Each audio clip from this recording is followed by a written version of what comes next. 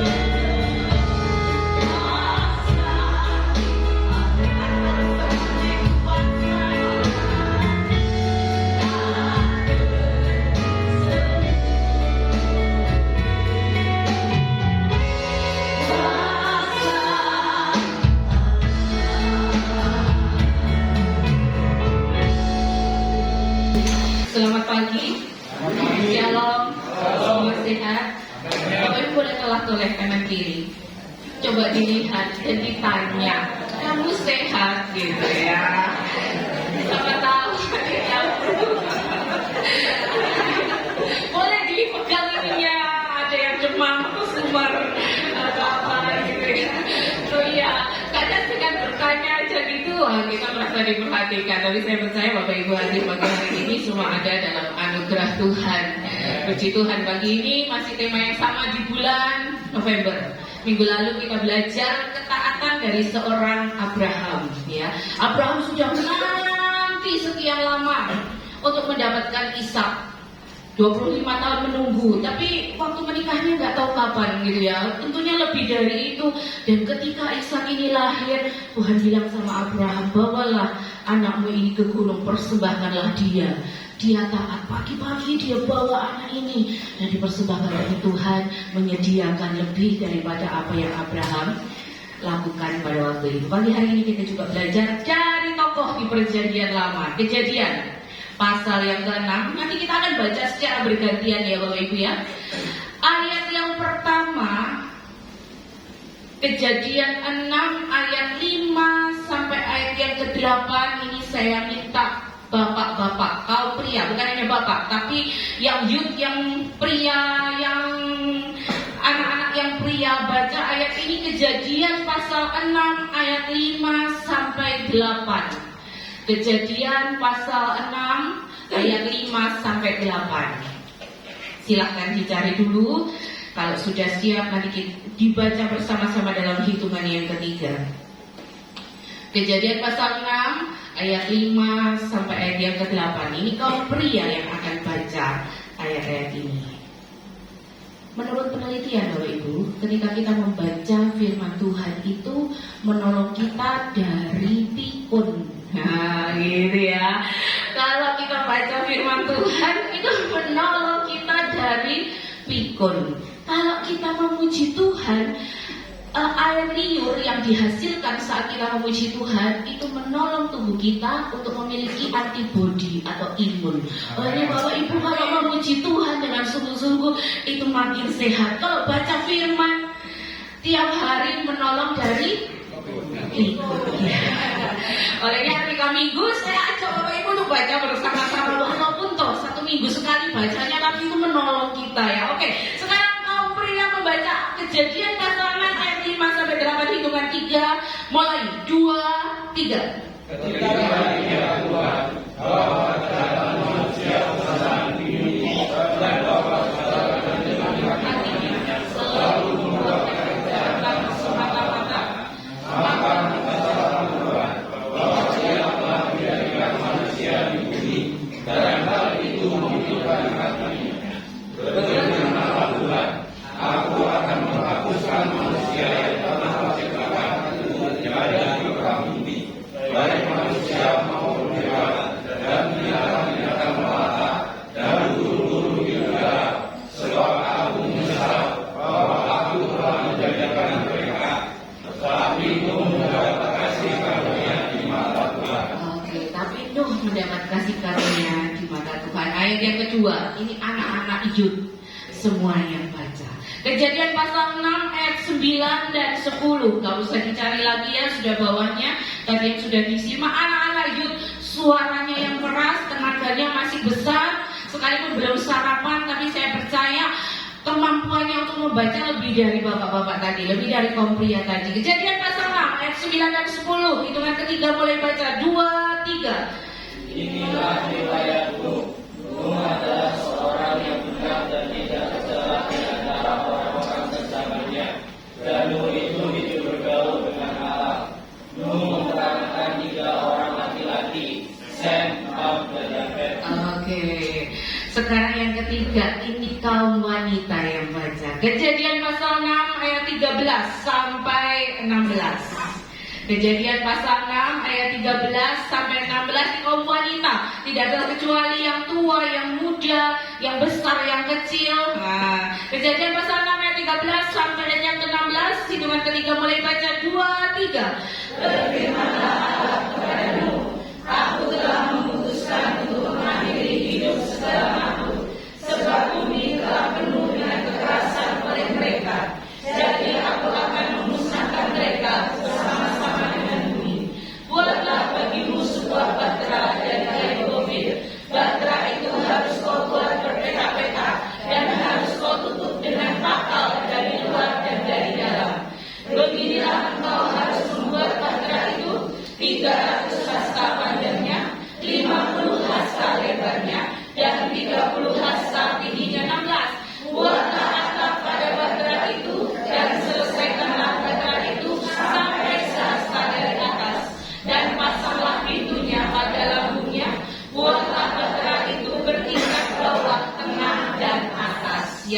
terakhir, Kejadian pasal 6 ayat 22 kita baca bersama-sama.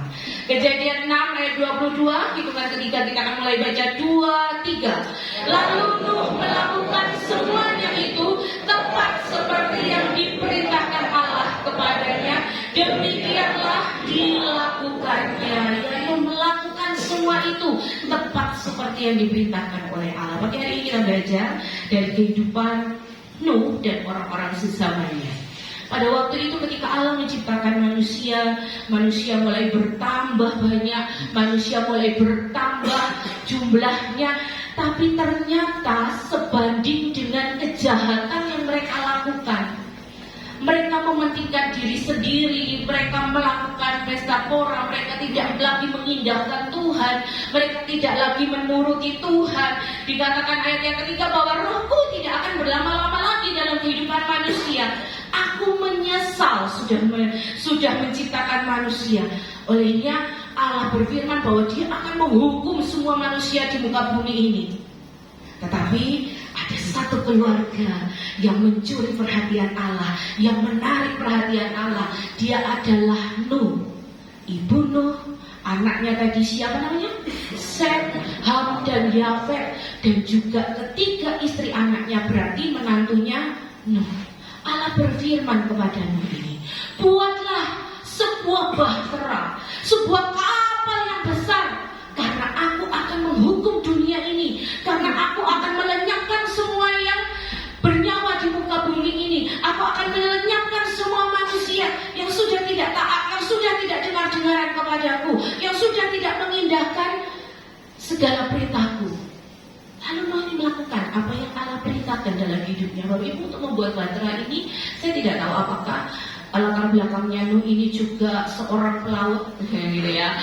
Kita nggak tahu pada waktu itu, tapi Nuh menerima perintah ini. Tuhan memberikan secara jelas, buatlah bahtera dari kayu gofir. Bahtera ini dibuat berpetak-petak. Ukurannya, kalau saya ukurkan dalam bahasa sehari-hari, kalau di dalam Alkitabnya Bapak Ibu membaca tadi hasta ya. Tetapi ukurannya 138 meter panjangnya, lebarnya 23 meter dan tingginya 14 meter. Kalau saya hitung kemarin, saya coba kalikan, volumenya 44.436 meter kubik. Jadi sebuah kapal yang besar. Menurut para ahli perkapalan, kapalnya ini bisa diisi oleh bis. Ada sekian ratus bis yang bisa masuk ke dalam kapal ini kalau dia tidak dibuat berpetak-petak. Nah ini kayu gofir adalah sebuah kayu, dulu pernah saya sampaikan, sebuah kayu yang tahan terhadap air, tahan terhadap musim, tahan terhadap iklim. Lalu Tuhan berfirman, bahtera itu harus dibuat berpetak-petak. Kenapa? Karena nantinya ketika kamu masuk dalam bahtera itu bukan hanya kamu sendiri, Nuh, tetapi ada hewan-hewan yang masuk, ada burung-burung, ada hewan melata yang masuk, semuanya masuk di situ, dan aku akan mendatangkan air bah. Kemudian ditutup, bahtera yang sudah jadi tadi ditutup menggunakan pakal dari luar dan dari dalam. Nah, saya coba cari tahu apa itu pakal. Kalau di dalam terjemahan versi lain itu ditulisnya tergala-gala. Sama dengan ketika Ibu Yokebed membuat keranjang dari pandan. Ketika dia akan menyelamatkan Musa, pada waktu itu ada pembunuhan di Mesir ya. Jadi bayi-bayi yang lahir itu dari orang-orang Israel itu harus dibunuh. Berpesan kepada dua bidannya, Sifra dan Puah, semua bayi orang Israel yang laki-laki harus dibunuh. Tapi Ibu Yokebed ini ketika dia melahirkan Musa, dia menyimpan anak itu. Lalu anak ini akan semakin bertambah besar. Lalu si ibu ini membuat keranjang dari pandan, gitu ya, dilapisi oleh ter gala-gala, dilapisi oleh pakal, sama menggunakan kata ter dan gala-gala. Apa itu? Itu adalah campuran dari getah damar. Jadi bentuknya itu seperti lem yang nantinya dia akan mengeras, itu akan menolong kapal atau si peti pandan ini tadi untuk tidak memasukkan air. Nah, sama juga dengan bahteranya Nuh ini harus dilapisi oleh pakal dari luar dan dari dalam. Kenapa? Karena Allah tahu bahwa ketika Allah mendatangkan air bah di muka bumi ini bukan waktu waktu 1-2 hari, 1 minggu, 1 bulan, tidak. Tapi dalam jangka waktu yang lama, dalam jangka waktu yang panjang, sebuah kapal yang diombang-ambingkan, ya, menurut para ahli dikatakan bahwa Bahtera Nuh ini adalah bahtera atau kapal tanpa kompas. Jadi dia akan berlayar mengikuti, gitu ya, mengikuti yang terjadi pada waktu itu, karena tidak tahu apa yang terjadi di luar. Mbak Nuh dengan keluarganya ada di dalam kapal tersebut. Hari demi hari, Bapak Ibu, Nuh ini mulai menjalankan perintah Tuhan itu. Nah, bukan katanya, tapi menurut catatan sejarah, Nuh ini mengumpulkan kayu gofri itu kurang lebih sekitar 40 tahun. Wah, lama ya. Lama sekali. Kalau saya tanya, berapa lama Nuh ini membuat bahtera? 100. Kok tahu dari mana? Nggak tahu dari mana? Dari Alkitab dong gitu ya. Iya. Ayatnya mana? Ayat sebelumnya di Kejadian pasal 5, di sana dituliskan bahwa keturunan Adam di bagian yang terakhir, Nuh berumur 500 tahun, ia memperanakan Sem, Ham, dan Yafet. Nah, ketika Nuh ini masuk di dalam bahtera, usia Nuh pada waktu itu 600 tahun. Jadi kurang lebih, kita nggak bisa memprediksi waktunya, kurang lebih 100 tahun. Untuk mengumpulkan kayu ini, itu membutuhkan waktu 40 tahun. Dan kayu ini tuh harus dipotong papan-papan untuk membuat lapisannya. Bapak Ibu bisa lihat ya, saya saya menemukan gambar-gambar ini. Nuh itu harus membuat papan-papan segitu besarnya. Kalau kita lihat menurut gambar ini, orang-orangnya aja sekecil itu. Ya itu nanti di dalamnya gajah masuk, singa masuk, gitu ya. Apalagi banteng masuk, apalagi doang. Dinosaurus masuk nggak kira-kira ya? Apalagi masuk, ular masuk, burung mulai dari burung unta, ya kan, burung yang bisa terbang, merpati, rajawali, apalagi itu masuk semua di dalam bahtera. Iya, cacing, penyu mungkin ya masuk juga ya. Nah, ya kan, Tuhan yang memerintahkan, semuanya ada dalam kendali Tuhan gitu ya. Mungkin apa sih yang paling kecil itu tuh ya sejenis kepik-kepikan gitu bisa juga masuk di sana. Tuhan yang memerintahkan semuanya, karena semuanya bisa masuk ke dalam bahtera itu. Nah, dibuat setiap hari. Kalau Ibu, hujan belum turun pada waktu itu. Di dalam Kejadian 2, di sana dituliskan ketika Allah sudah menciptakan alam semesta ini, Allah sudah menciptakan manusia, embun itu turun dari langit. Karena apa? Karena Tuhan belum mencurahkan hujan pada waktu itu. Nah, ketika Nuh membuat bahtera ini, saya tidak tahu tempat di mana Nuh membuat bahtera ini, apakah dekat dengan laut, apakah dekat dengan sungai, gitu ya, apakah dekat dengan air-air. Nah, tidak tahu tempat persisnya. Kemarin saya lihat berita di daerah Brebes sana, sungainya sudah mulai kering, kapal-kapalnya tidak bisa berlayar. Nah, kapal juga membutuhkan kondisi tertentu di mana dia bisa berlayar. Olehnya kapal-kapal besar yang seperti kapal pesiar, kapal yang muatannya besar, tidak akan mungkin dia mendarat sampai berlabuh di daratan. Dia pasti akan mendarat di darat tertentu supaya dia tidak karam, supaya dia tidak kandas. Nah, bahtera yang membuat ini besar sekali. Gak tertutup kemungkinan orang-orang pada waktu itu juga mengolok-olok Nuh. Apa sih Nuh, kamu ini gak ada hujan, mungkin lo ya tempat juga jauh dari laut, tidak ada perairan di sekitar sini, ngapain kamu capek-capek, kenapa kamu harus berlelah-lelah? Tapi Nuh dengar perintah Tuhan. Nah, saya gambarkan ada sebuah gambar yang melukiskan kondisi dalam diperkirakan gitu ya. Diperkirakan kondisi dalamnya kapal ini mungkin nggak terlalu kelihatan atau enggak. Di bagian paling bawah ini, dek yang paling bawah ini adalah tempat hewan-hewan besar, tempat hewan-hewan berkaki 4. Lalu kemudian atasnya itu tempat storage, tempat penyimpanan makanan. Nah, kita juga nggak tahu loh berapa banyak, berapa lama Nuh ini menyimpan, mengumpulkan hasil pangan untuk disimpan di dalamnya. Hebat ya. Tentunya juga Tuhan memerintahkan Nuh buat kapal yang bisa menyimpan makanan ini dengan suhu tertentu. Ini lama loh Bapak Ibu. Gak ada kulkas, gak ada ada freezer, nggak ada cooler pada waktu itu, apalagi nggak diawetkan juga. Kalau sekarang sudah ada makanan kaleng bisa diawetkan ya. Pada waktu itu sama juga ketika zaman Yusuf, ketika Fir'aun berkata kepada Yusuf akan ada 7 tahun kelimpahan, lalu kemudian akan ada 7 tahun kekurangan, buatlah lumbung. Wah, 7 tahun dikumpulkan. Tapi ketika disebarkan pada masa kekurangan, itu berkas-berkas gandum itu nggak ada yang busuk. Berarti arsiteknya ini luar biasa gitu ya.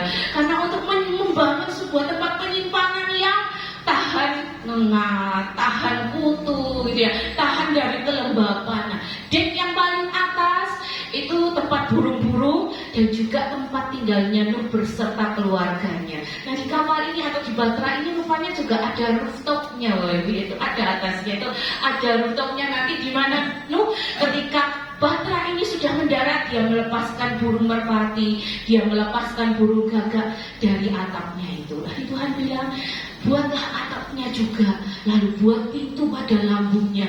Dan hebatnya ketika Nuh sudah masuk, kamu, istrimu, 3 anakmu, ketiga menantumu masuk ke dalam Batra beserta hewan-hewan yang Tuhan perintahkan. Dan Tuhan menutup pintu itu dari luar. Wah, hebat. Jadi bukan Nuh yang menutup sendiri dengan kekuatannya, tapi Tuhan yang menutup pintu Batra itu dari lambungnya. Tuhan yang menutup. Dan pada ketika itu Tuhan menurunkan hujan selama 40 hari 40 malam. Lalu kemudian kapal itu mulai berlayar. Berapa lama Nuh ada di dalam Batra? 150. 150 hari itu lamanya air menggenang di bumi. Berapa lama Nuh ada di dalam Batra? Ya, 1 tahun 10 hari ya. Masuk dia tanggal 17, keluarnya tahun depan tanggal 27 gitu ya. Keluarnya tahun depannya itu sudah 40 hari hujan, 150 hari air menggenang. Dan Nuh ada di situ untuk sampai benar-benar surut. Dan ketika surut, Batra ini mendarat atau Batra ini ada di gunung Ararat di sekitar Turki. Bapak Ibu, apa yang kita bisa pelajari dari ketaatan Nuh?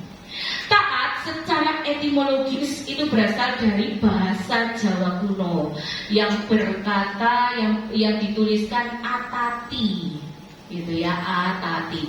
Artinya patuh, artinya taat. Artinya kalau orang Jawa bilang sendiko dawuh gitu ya. Apapun yang terjadi iya gitu ya. Apapun yang terjadi kayak polisi, aparat itu tentara, apapun yang terjadi jawabannya selalu apa? Siap. Gitu ya.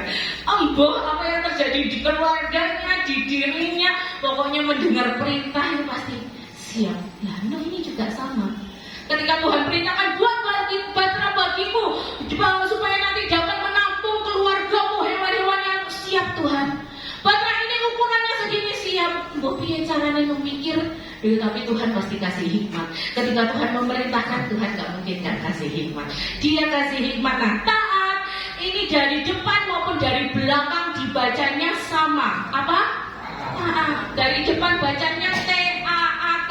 Dari belakang juga sama. Apa? T-A-A-T. Ya. Taat adalah sebuah kata yang paling gak menyenangkan. Gak enak. Iya sih iya, tapi gak enak. Kenapa? Karena selalu berkaitan dengan 2 hal. 2 hal ini bertentangan dengan kehidupan manusia. Yang pertama, berkaitan dengan apa? Penundukan diri. Kenapa kok angel? Ya, masing-masing kita punya ego, benar? Kadang gak serk ambek karena lah, ngapain? Tapi kalau taat mau atau tidak mau harus mau, ya harus mau, harus melakukan. Yang kedua berkaitan dengan integritas. Integritas bukan semata-mata bicara tentang kejujuran, tidak. Tetapi integritas ini berarti seperti ini. Ada atau tidak ada orang yang mengawasi tetap taat. Kadang nih pengendara motor halang kalau polisi yang gak apa-apa, gak usah pakai helm. Gak ada polisi aja, lampu merah diterobos. gitu ya.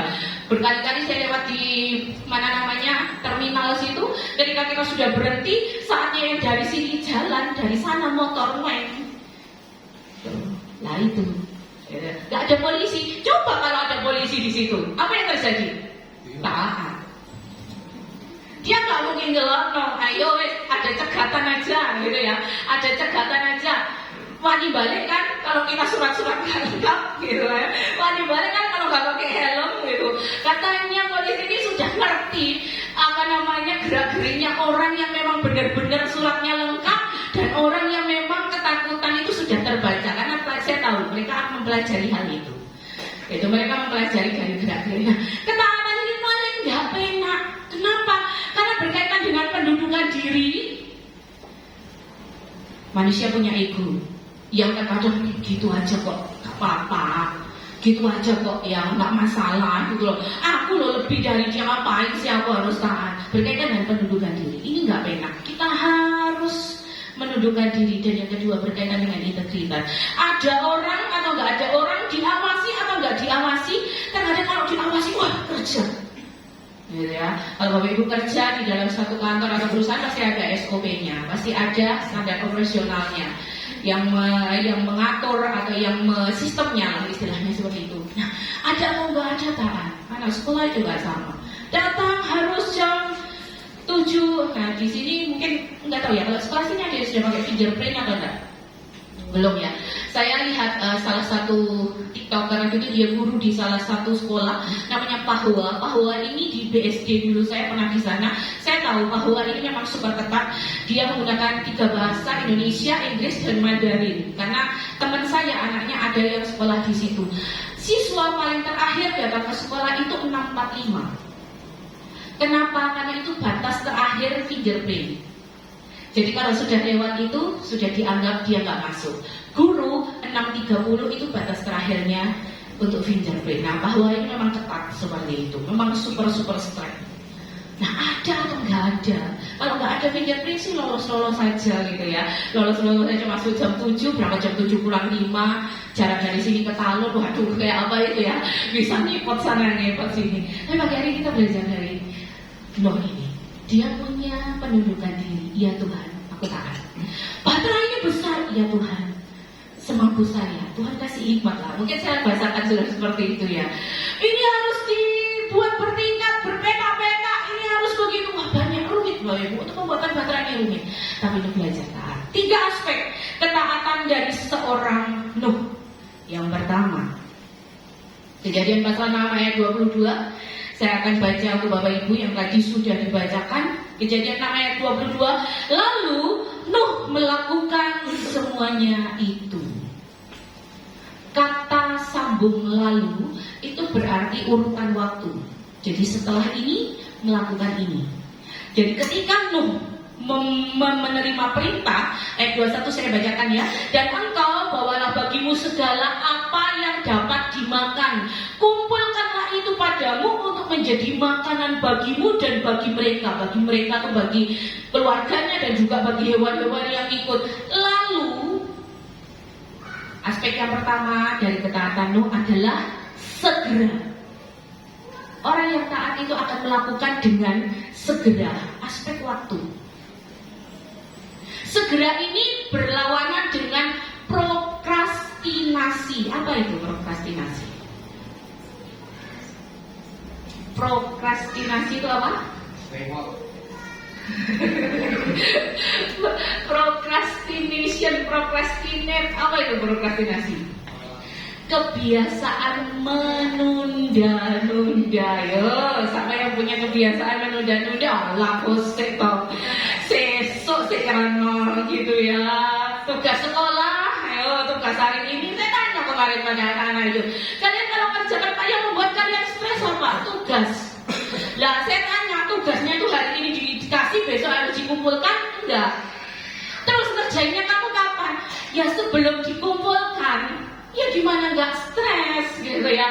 Menunda sampai numpuk banyak. Kalau sudah numpuk banyak, bingung. Ibu-ibu yang setrika, Ya, guyu nih. Cuci, kalau cuci gampang nih ya, mesin cuci, jemur. Sekarang sudah musim hujan ini, susah jemurnya. Nanti kalau sudah ada Gunung Kelut atau Gunung Bromo, sudah mual lagi ya. Mbak D ya sasarannya gitu ya. Sudah mual ini kok. Prokrastinasi itu menunda-nunda. Masih ada besok. Prokrastinasi dari bahasa Latin itu artinya begini, masih ada esok hari gitu ya. Kebiasaan yang buruk untuk menunda-nunda. Nah Bapak Ibu, kebiasaan menunda-nunda ini sama artinya dengan Bapak Ibu menyabotase diri sendiri. Gak sayang dengan diri sendiri. Nah ini menunda-nunda, satu tugas belum selesai, ketemuan lagi tugas, akhirnya bablas, gak karu-karuan. Nah ini banyak loh tugasnya. Membuat bahtera itu bukan perkara yang mudah, bukan perkara yang ringan, tapi dia melakukan dengan segera. Orang yang taat itu akan segera melakukannya. Apapun yang dipercayakan segera dikerjakannya. Apapun yang ditugaskan segera dilakukannya. Kecuali memang kondisi tidak memungkinkan.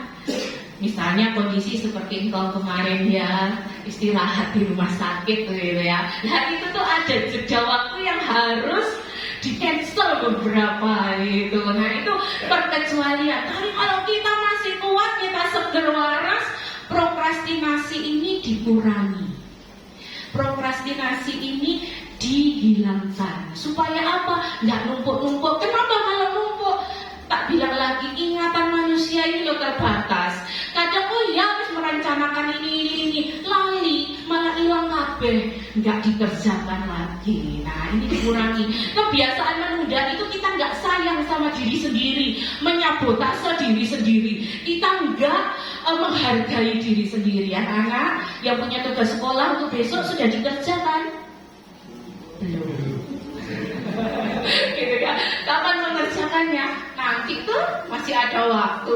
Pulang gereja, dilalah, hujan, buat tidur enak, lali gitu ya. Nah Bapak Ibu, ketaatan aspek yang pertama adalah segera.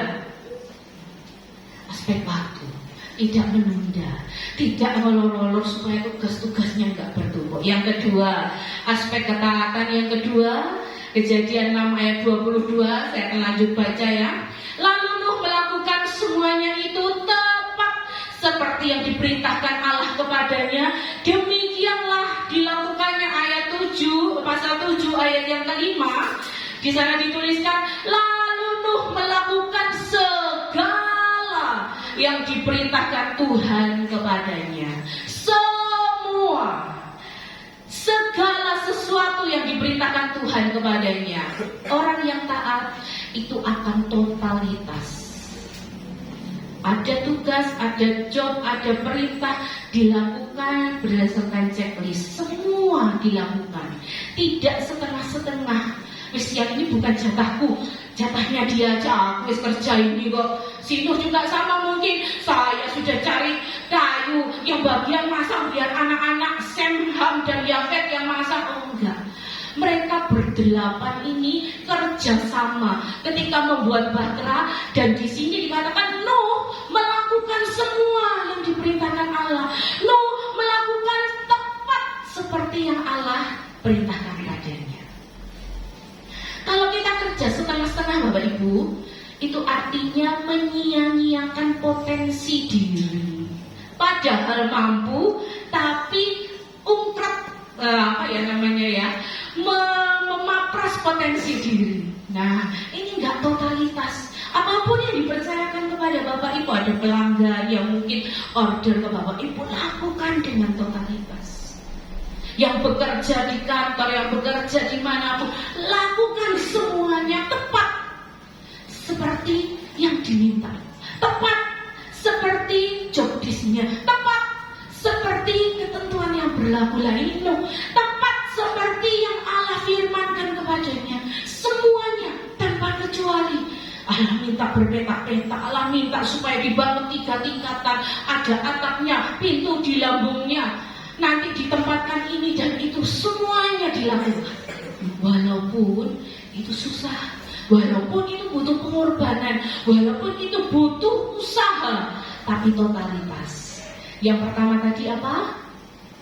Segera. Yang kedua, semua total dilakukannya. Aspek ketaatan yang ketiga dari seorang Nuh.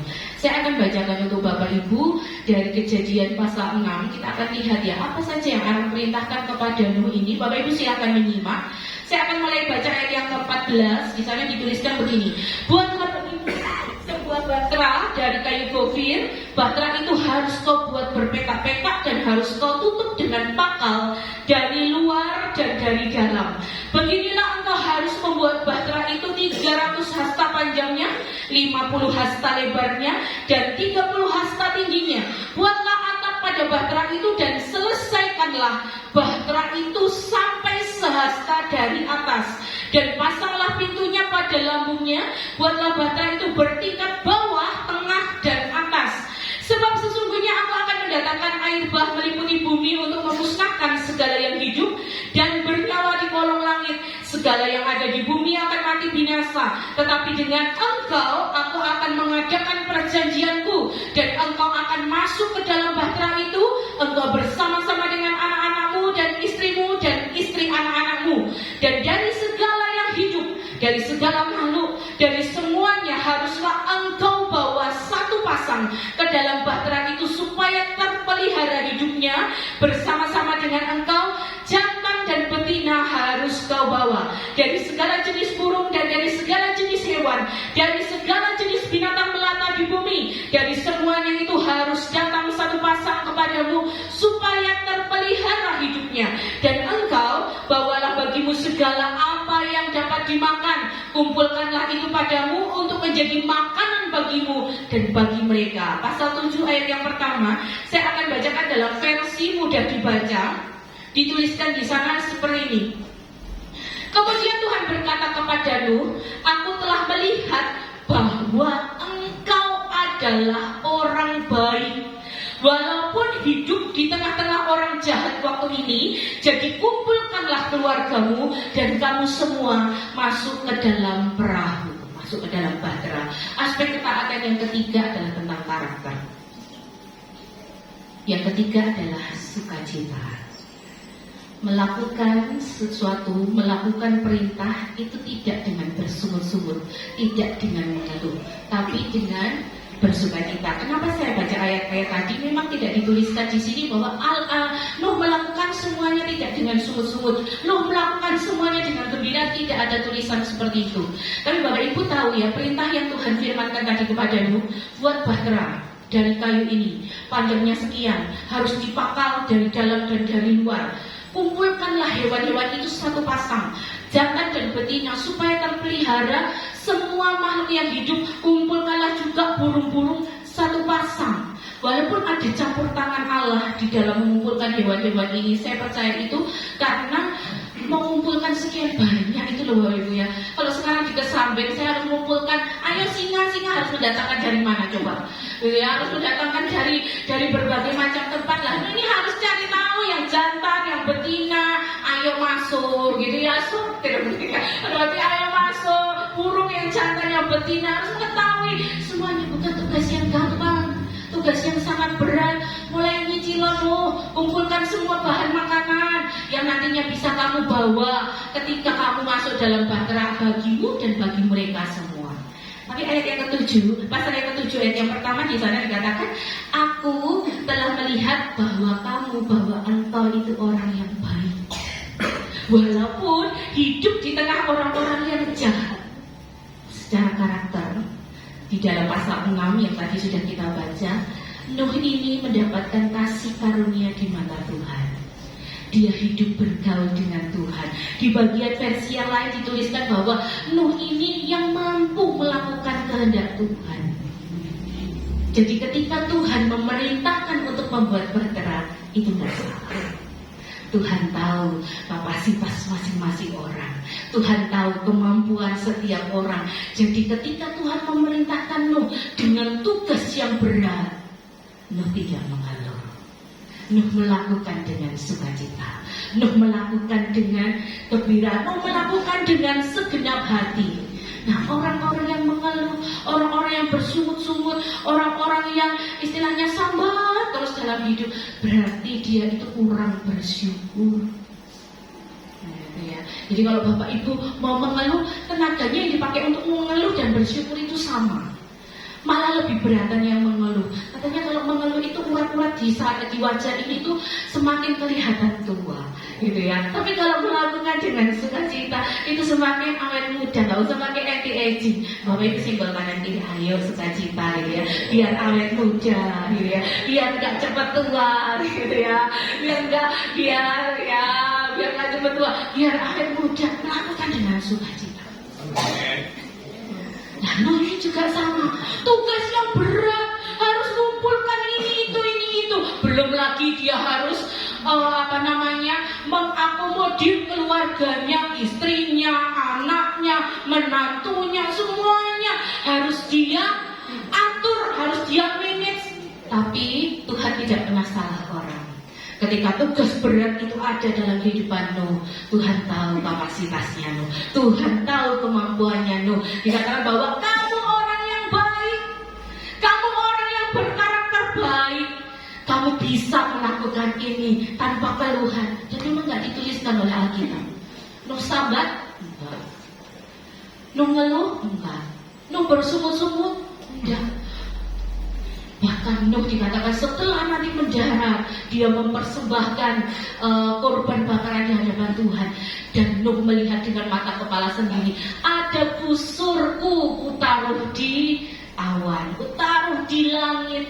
Ada biang lala sebagai tanda perjanjian antara Allah dengan manusia, bahwa dia tidak akan menghukum lagi manusia seperti pada zaman Nuh. Jadi untuk taat yang pertama tadi, taat itu segera melakukannya, enggak menunda-nunda, enggak menyabotase diri. Yang kedua, semua totalitas dikerjakan. Kalau ada 3 tugas, 3-3-nya dikerjakan. 1 tugas, 1 dikerjakan dengan totalitas. Supaya apa? Supaya kita mengeluarkan potensi diri kita. Dan yang ketiga adalah sukacita. Enggak ngeluh, enggak sambat.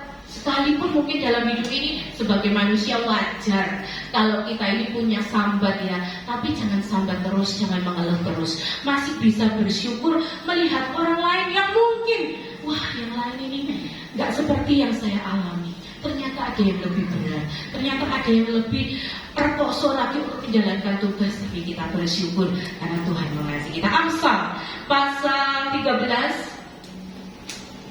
Amsal pasal 13, kalau Bapak Ibu bisa membuka di dalam versi firman Allah yang hidup, kita akan baca itu. Atau sudah ada di depan, saya sudah tuliskan di sini. Ya, Amsal pasal 13, ayat yang ke-13 dalam terjemahan baru dituliskan begini. Siapa meremehkan firman, ia akan menanggung akibatnya. Tetapi siapa taat kepada perintah akan menerima balasan. Kita akan lihat. Di dalam versi mudah dibaca, Bapak Ibu bisa baca di depan. Nah, ini tulisannya agak bergeser, jadi ya nggak begitu terlihat ya. Kalau itu terlihat, Bapak Ibu buka handphone saja. Kalau misalnya ada versi mudah dibaca, ayo bersama-sama dengan saya kita baca. Amsal 13 ayat 13 dalam versi mudah dibaca. Hitungan ketiga kita akan mulai baca bersama-sama. 2, 3. Orang yang menolak perintah menyakiti diri sendiri. Orang yang menghormati perintah akan dihargai. Amin. Amin. Ini berlaku di semua hal. Ini berlaku pada firman Tuhan. Ini berlaku dalam Bapak Ibu berkomunitas. Ini berlaku ketika Bapak Ibu bekerja. Berlaku juga di tengah keluarga, aturan yang ada, sekolah. Anak-anak yang sekolah ada tata aturan, tata tertib di sekolah ya. Orang yang menolak perintah itu sama dengan menyakiti diri sendiri. Tapi orang yang menghormati perintah akan dihargai. Akan dihargai, taat. Nah, saya punya sedikit cerita dengan Bapak Kepala Senior ini. Rupanya kita dua sama ya. Di majelis daerah GPDI ini dalam pemilihan ini saya tidak membuka aib bukan, tapi ini sewajarnya aja fakta. Pasti ada pro dan kontra gitu ya. Seperti sekarang Bapak Presiden Prabowo, Pak Prabowo pasti ada juga pihak oposisi. Nah seperti itu pasti ada. Itu di mana-mana dalam organisasi juga ada. Nah ketika waktu itu Papa ini menjabat sebagai MD, ada orang-orang dari pihak dalam tanda kutip oposisi ya mulai nggak ikut acara, mulai nggak ikut program. Sama saya ketika ada di KDPLK, ada mereka-mereka yang dari pihak tidak sepaham gitu ya. Kalau bahasa di kampusnya Pak Sam itu tidak senafas, tidak senafas. Acara kids camp nggak ikut, ngadain sendiri, oke, nggak apa-apa. Tapi giliran sekarang sudah ganti kepengurusan, saya juga tidak ada di kepengurusan, Pak Gembala Senior juga tidak ada di kepengurusan, ikut serta. Sampai pernah dibilang oleh temannya, rekannya, Pak Hadi masih aktif ya untuk ikut acara-acara gitu. Sebelum sakit ini ikut rapat MD sebagai penasihat. Oh ya, masih aktif. Karena bagi papa ya tidak ada masalah. Ketika kita menghormati organisasi, kita taat pada aturan organisasi, nggak masalah. Saya juga sama. Ketika kids camp, 2 kali saya antar anak-anak kids camp, ada teman juga yang bilang, kok kamu ikut kids camp? Dulu waktu kepengurusanmu mereka juga nggak ikut, nggak apa-apa kok. Enggak lah, ini program MD, program tadi saya harus taat. Nah, waktu kita ngobrol bersama, ya saya juga diberikan waduh ternyata Bapak Ibu, awalnya tadi kita taat. Kalau misalnya itu program daerah, saya juga belajar untuk taat. Bukan berarti sabotase untuk tidak ikut. Wah, dulu kamu nggak ikut kan acara saya sekarang juga ganti. Nggak akan selesai kalau seperti itu. Nggak akan berubah kalau seperti itu. Tapi kita taat pada aturan. Ada organisasi di Majelis Daerah Jawa Timur, ikuti aturan, taat pada aturan. Ketika kami berdua itu memberikan persekutuan bukan di gereja, tapi di wilayah. Nah, orang-orang yang misalnya tidak suka dengan kepengurusan, mereka bisa sabotase untuk tidak memberikan itu, tapi kami belajar untuk taat. Pak Gembala Senior selalu bilang, lakukanlah bagianmu. Gak usah melihat apapun yang terjadi, karena Tuhan itu akan melihat itu. Kalau kita taat Bapak Ibu, Tuhan gak tutup mata. Seorang dosen, teman dulu senior di Batam, itu pernah menjadi misionaris di Kyrgyzstan. Dia belajar taat akan panggilan Tuhan, sekalipun dia nggak ngerti bahasa di sana, dan dia mungkin berat untuk berangkat sebagai misionaris di Kyrgyzstan sana. Tapi dia menuliskan dalam pengalamannya sebagai seorang misionaris dan sudah kembali lagi ke Indonesia, dia menulis dalam sebuah buku. Judulnya sederhana, tapi maknanya luar biasa. Judulnya begini, taat dulu, berkat kemudian. Ya. Taat dulu, berkat itu kemudian. Jadi apapun yang Tuhan perintahkan dalam kaitannya dengan firman Tuhan, komunitas dalam kaitannya dengan organisasi, baik itu gereja, baik itu dimanapun Bapak Ibu bekerja, taat. Anak-anak yang sekolah pada aturan sekolah, taat pada aturan yang bersekolah. Saya pun juga belajar menaati Matthew ini homeschool, tapi setiap minggu 2 kali untuk bisa tatap muka, kami belajar untuk taat. Isi absen bukan hanya sekedar isi absen, sekalipun itu bisa direkayasa, tapi kami belajar taat. Itu belajar taat untuk berangkat walaupun ada abot berat, karena masuknya di sana jam 2.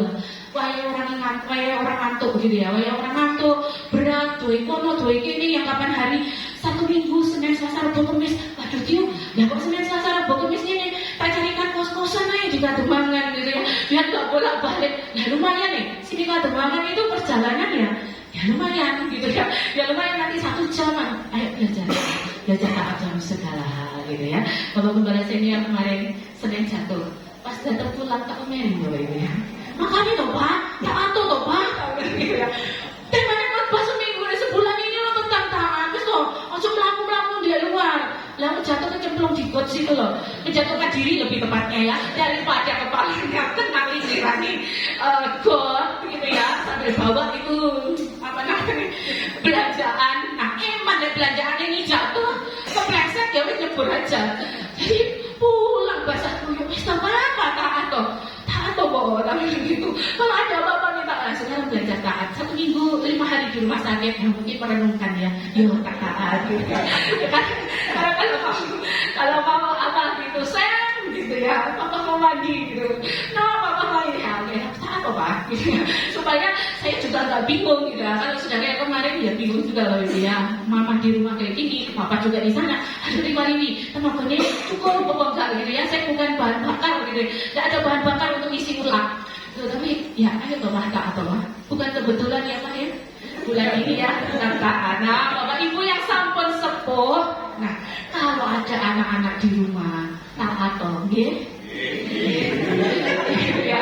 Nah, kelak kita juga nanti sepuh. Nah, kalau kita sepuh siap-siap belajar taat dari sekarang supaya nanti kita nggak ngerepot anak-anak kita gitu ya. Nggak repot anak-anak kita belajar taat. Olehnya belajar taat bukan kebetulan bulan ini kita belajar untuk taat, belajar dari nol segera semua dan melakukannya dengan sukacita. Orang yang menolak perintah itu menyakiti diri sendiri, tapi orang yang menerima perintah, yang menghormati perintah itu dihargai, itu mendapatkan berkat, itu mendapatkan keuntungan. Gitu ya, berkatnya bukan hanya secara materi, tapi ada sukacita, ada kelancaran dalam hidup ini, ada topangan, ada pertolongan dari banyak orang. Tuhan Yesus memberkati kita semuanya. Tuhan Yesus mengasihi kita. Bapak Ibu mau taat?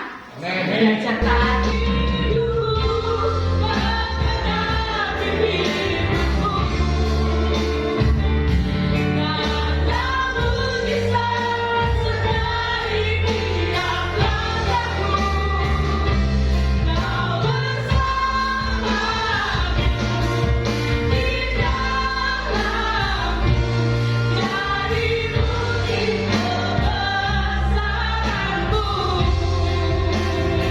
Pulanglah dan terimalah berkat dari Tuhan, berkat kemurahan, kelimpahan, pemeliharaan, perlindungan, hikmat dan anugerah dari Allah Bapa, penyertaan dari Allah Anak menyertai perjalanan umatmu, sukacita yang hebat, kekuatan, kebaikan, semangat, dan damai sejahtera yang diajarkan oleh Allah Roh Kudus senantiasa melimpah dalam kehidupan umatmu, mulai dari pagi hari ini sampai selama-lamanya Tuhan Yesus datang pada kali yang kedua. Biarlah berkat ini turun atas setiap umatmu.